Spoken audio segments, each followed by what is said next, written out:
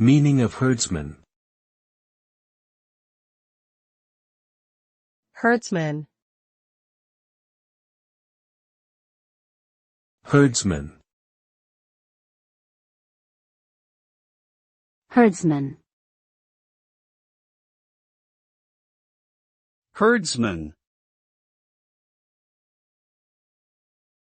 A herdsman is a person who tends to and takes care of a herd of domesticated animals. Typically, these animals are cows, sheep, or goats, and the herdsman ensures their safety, feeds them, and directs their movements. The role of a herdsman is essential in the agricultural industry, where the health and well-being of livestock are critical for a successful operation. Herding is an ancient practice that has been passed down through generations, and it is still prevalent in many parts of the world today. Overall, a herdsman is responsible for the daily maintenance and care of a herd of livestock.